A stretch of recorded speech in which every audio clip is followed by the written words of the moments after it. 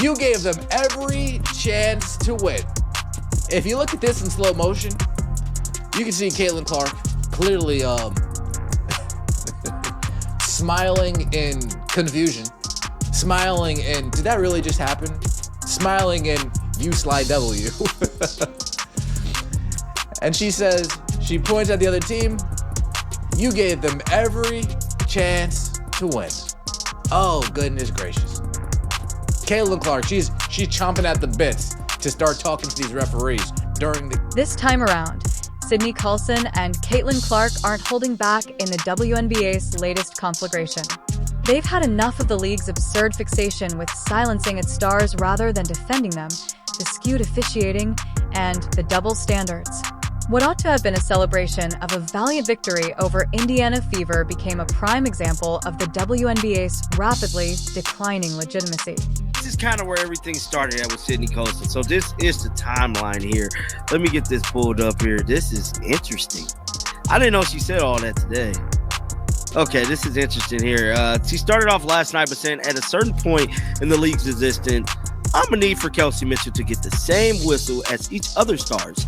The way she gets assaulted is insane, actually.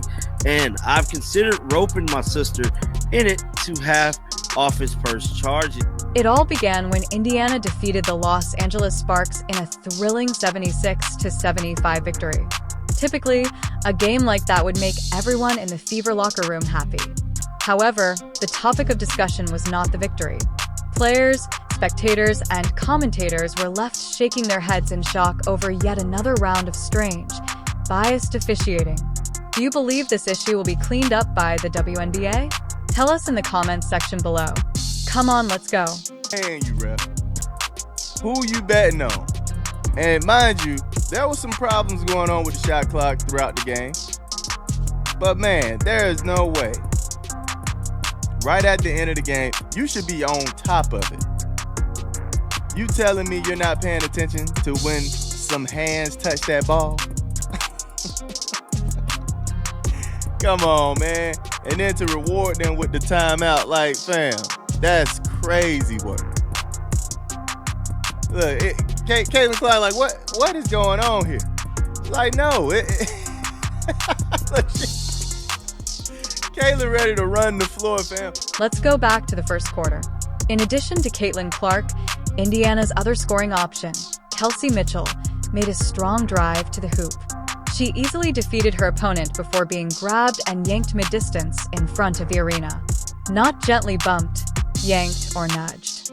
Even those in the nosebleeds last row could see the foul since it was so obvious. The referees were silent, but everyone was expecting the whistle. They accepted it as if the offense had never occurred. Despite his toughness, Mitchell managed to complete the layup, but the damage had already been done. Everything got crazy on the Fever bench.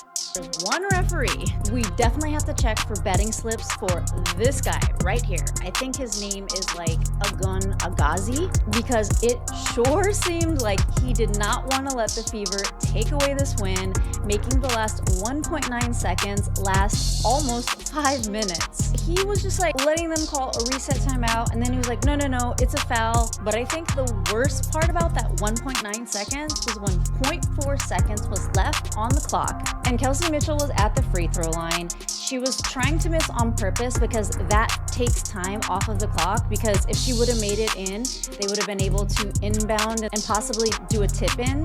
But this guy allowed a reset timeout. When do you allow a reset timeout with 0.4?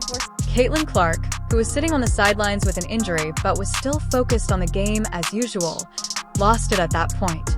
She screamed, "Call it, call it," as she got to her feet and waved her arms at the refs.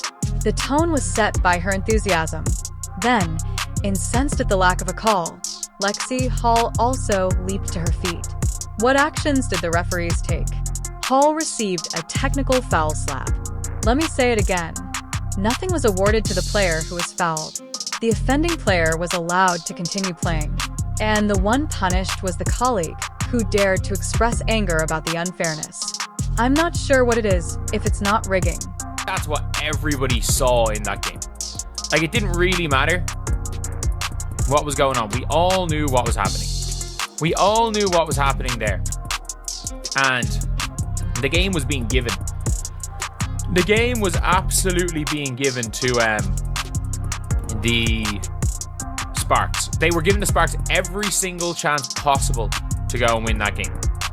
Even though realistically, did they deserve to win that game? Hell no. Hell no.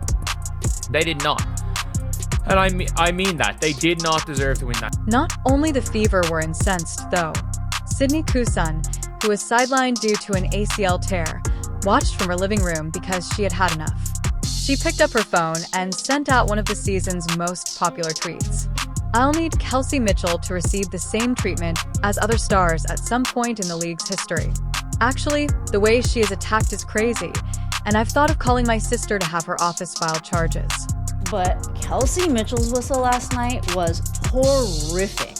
And Kelsey drove to the basket a lot. She is the type of person that just goes through a lot of defenders, and she wasn't getting a call. This really was not her game. She was not hitting it from the three whatsoever, but everyone is entitled to having a bad game here and there, and I think she was kind of due for one because of the tear that she's been on lately. Even Sid Colson took to Twitter to talk about it, saying, at a certain point in the league's existence, I'm gonna need Kelsey Mitchell to get the same whistle as other stars. The way she gets assaulted is insane, actually. It wasn't a joke. Colson was expressing aloud what Fever supporters had been yelling for months. This goes beyond poor officiating. This is a methodical approach. Players from Indiana are being punished for even voicing their displeasure by being mugged on the court. Colson's statement struck a chord right away because they were brimming with rage, sarcasm, and harsh honesty. Online, the tweet went viral, garnering hundreds of shares as followers all over the world expressed agreement. It was finally said. Naturally, Caitlin Clark had to add her voice. She gave the ideal response: brief, incisive, and sarcastic. Be careful, you will be penalized. It was all in 6 words. Since nobody is more aware than Clark that referee criticism is not tolerated in this league, the WNBA will come after you the moment you call it out, even if you are thrashed on the court, disregarded by referees, and sabotaged by phantom whistles. Clark wasn't being hyperbolic either. She was pointing to an actual unsightly track record. Be careful, you're going to get fined. Then Sydney Colson said, I can't get no more fine. So Lynn Dunn stated, agree, I will help pay the fine. So that's what Lynn Dunn stated yesterday about the fines. And Caitlin Clark said, love it. Everyone listen to Lynn. So it's definitely a lot of exchange going back and forth there. That's crazy. Ask Sophie Cunningham, please. She has turned become the WNBA spokesperson for what occurs when you are honest about officiating. Cunningham has received 3 separate fines for his audacity in challenging the referees. Lip-syncing to a TikTok song that made fun of referees as being unintelligent and pointless was her first offense. Boom. $500 gone. She then had the audacity to call out inconsistencies on her own podcast. An additional $1,500 fine. Finally, she pointed out the obvious. Paige Beckers was being pampered by officials who raised the alarm each time they touched her, while Mitchell and other Fever guards were being compromised without any defense. She lost again because of her honesty. I love Paige to death. Do not get me wrong. I think, I think she's a hell of a player and, would love to play with her one day. But those refs were giving her every freaking whistle last night. You literally couldn't touch her. Couldn't touch her. And that shit is so annoying to me. And if you're going to do that, then give it to our guards. I just hate the inconsistency. When whistles are player focused, that's I think that's a huge problem. But then again, I don't know what sport that doesn't exist. But she's a rookie. She shouldn't get whistles as a rookie. Consider this message. Under Kathy Angelbert's leadership, the WNBA is not safeguarding its players. Fairness is not being given priority. Rather, it is discovering its own stars in quiet. In essence, they are operating a protection racket. Will strike your wallet if you don't accept whatever the referees give you.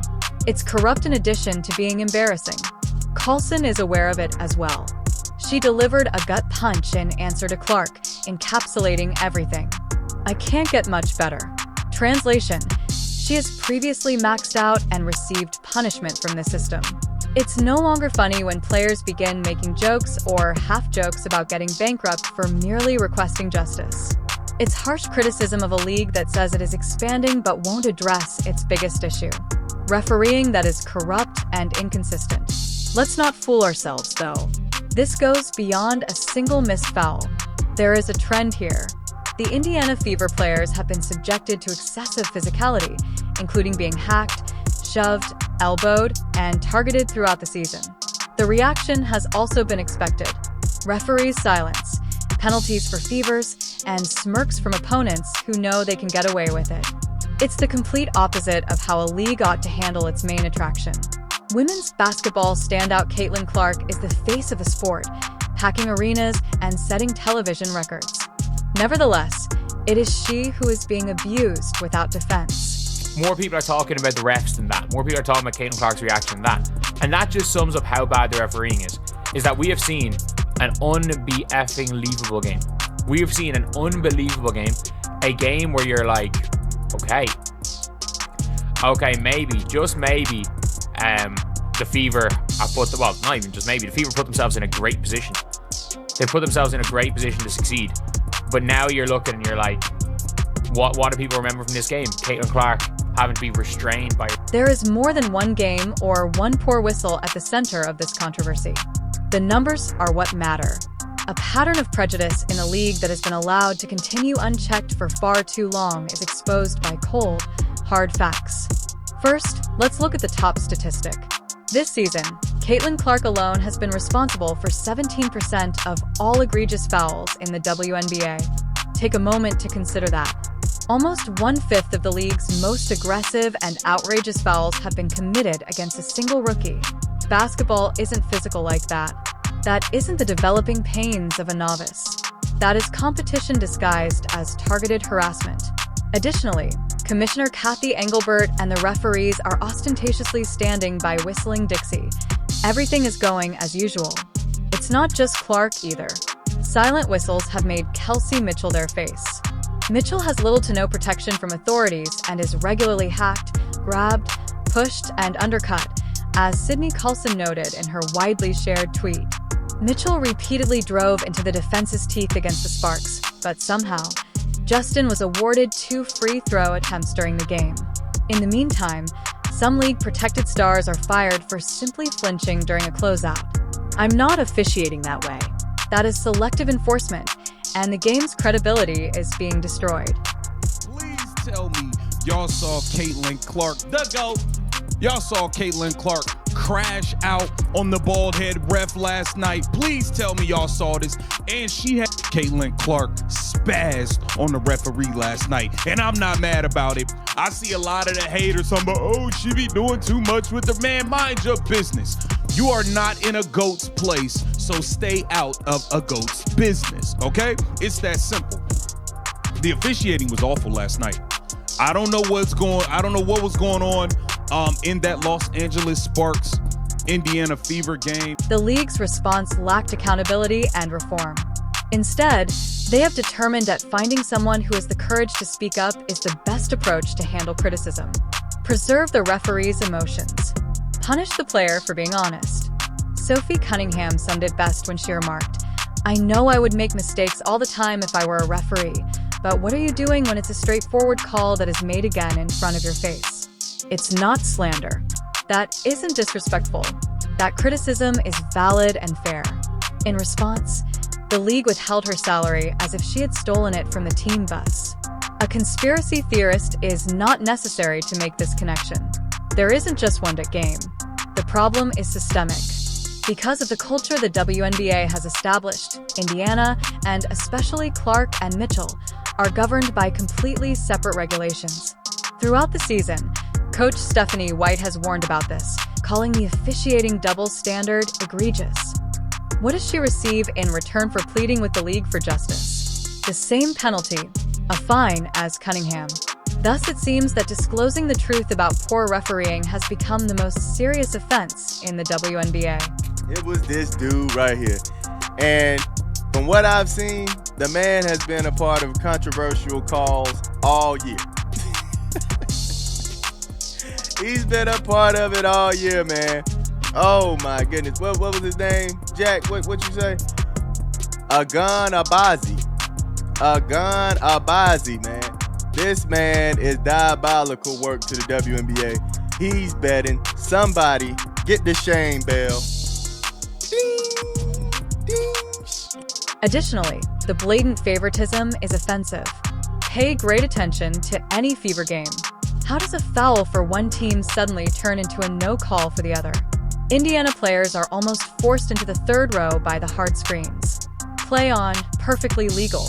However, the whistle sounds immediately if Indiana puts a screen that is even somewhat hard. After a missed call, Clark even raises her eyebrows and starts yelling at the referees. Technical. However, it's all incidental when rival players elbow her, knock her to the ground, or take cheap swings at her legs. Make contact. With the exception of the 3 individuals wearing stripes on the floor, everyone can see it, including fans, broadcasters, and social media. The way the league uses money as a weapon to suppress critics is the most abhorrent aspect. Let's consider the bigger picture. Sophie Cunningham makes about $90,000 annually. It's good by WNBA standards. You start docking her $500 here and $1,500 there, though. All of a sudden, the fines represent a painful portion of her pay. Due to her refusal to downplay referee ineptitude, the league has already lost more than $2,000 this season alone. However, that penalty has had the reverse effect of the hopes of Angel Bird and her friends. It has been a spectacular backlash. Hey, Ganabazi, how much money you got on that game? You took the Sparks to win, huh? Didn't you? You took the Sparks to win, huh? Didn't you? It's okay. It's okay. Maybe next time. Maybe next time you'll get the benefit of the doubt. The referees are bad, Bo. The referees are absolutely horrendous in this game. There's no other way to call it for what it is. The referees are abysmal. And you can't help but wonder, is there foul play going on here? Is there foul play going on? Every fine has increased the conversation rather than stifling it. Players like Colson and Cunningham are now receiving even more support from the public. In order for their idols to continue telling the truth, fans of Fever are genuinely offering to crowdfund possible fines. Lynn Dunn, a former Fever official, has openly supported the players while disparaging the league office. What started out as a threat has evolved into a loudhailer. The full force of the Strand effect. You've just made the corruption 10 times louder while trying to disguise it. For the WNBA, the timing couldn't be worse. This is considered to be their heyday of development. By breaking attendance records, increasing TV ratings, and featuring the WNBA on weekly sports broadcasts, Caitlin Clark has brought the league into the public eye. She is the golden egg-laying goose. What is the league's reaction? Not to keep her safe. Not to guarantee fair play. No, they've made the decision to punish everyone who protests and to let her get battered like a tackling dummy. It's similar like winning the lottery and then spending the winnings on milk that has gone bad. Sid Colson is someone that everyone used to call the face of the league because she gets along with everybody. So when she's taking to Twitter to complain about something, it must be bad. Because usually she's just really funny, kind of cracking jokes here and there. And although this was pretty funny, there was a tone of seriousness, like calling out the referees, because the way that the Indiana Fever has been officiated, I think she finally understands from being on the team. And I'm telling you, this team sticks together. Her whistle was so bad last night that Lexi Hull even got a tech for it. That is the reason Colson's voice is so strong. Due to a torn ACL, she is currently not even dressing up. She still couldn't stand the injustice, though. Nevertheless, she felt obliged to expose the corruption in her living room. It's not an attempt to attract attention. That's solidarity. Leadership is that. Careful, you're going to get fined. Clark's sardonic reply demonstrated how commonplace this intimidation has become. Players no longer argue over the referee's competence. If they dare to say it aloud, they're discussing how much money they can afford to lose. This is where the fatal irony lies. It's not difficult to fix this. It would be simple for the WNBA to establish accountability procedures, hire impartial assessors, and standardize referee training. They might even embrace a straightforward idea. A fall ought to be evident on both ends if it is on one. However, Angelbert and her group have opted for the most despicable and lazy course of action: financial bullying. Maintain the referee's inviolability. Make the players frightened. Act as though nothing is amiss. It's got every single call imaginable. And it was just noticeable, to the point you got Caitlin Clark running on the floor, ready to crash out on a ref in the middle of the game, to the point where it's obvious. It's obvious. It's like the fix was in. The fix was completely in. So the WNBA needs to do something about this. Kathy Engelbert, you need to get a hold of what's going on here. The officiating Kelsey Mitchell getting knocked around like a damn. Additionally, the game itself suffers as they continue to put their heads in the sand. The competition's integrity is eroding. As they watch, fans question if they are witnessing a staged circus performance or basketball. Uncalled fouls are evident. Whole quarters are swung by phantom fouls. Technicals are given out like candy to anyone who dares to be emotionally expressive. And the players who ought to be shining the brightest, Clark, Mitchell, and even Boston, are made to perform under scrutiny, with each possession seeming to be evaluated by a biased panel. There is no denying the larger pattern. Preferential treatment is given to some players and teams while others, particularly, get the short end of the stick every night, the fever. This has nothing to do with following the rules. It has to do with imposing narratives. And now that manipulated system is at last being revealed because of Colson and Clark's insistence on speaking up. It is only made worse by the league's response. Penalties for being truthful, threats for criticism, and silence when called upon to answer. It exudes desperation. It makes it clear that the league cares more about maintaining its reputation than about being fair. Fans should be frightened by that part, because if athletes, what does it say about how crooked the system is if those at the top are prepared to part with their own funds in order to expose this corruption? Here we are, then. Sydney Colson and Caitlin Clark have exposed the WNBA's officiating issue. What Fever supporters have known all season is now visible to the entire globe. Basketball is not what this is. The theater is manipulated. Additionally, every Indiana Fever game will be marked with an asterisk unless Angelbert and her referees undergo genuine transformation. Now, the question is straightforward. Will players and fans finally be heard by the WNBA? Or will they continue to punish those who speak the truth while allowing corruption to flourish? Don't hold your breath based on their track record. Do you believe this issue will be cleaned up by the WNBA? Tell us in the comments section. Turn on all notifications, like, and subscribe to ensure you don't miss anything. After you click the video on the screen, we'll meet you in the following.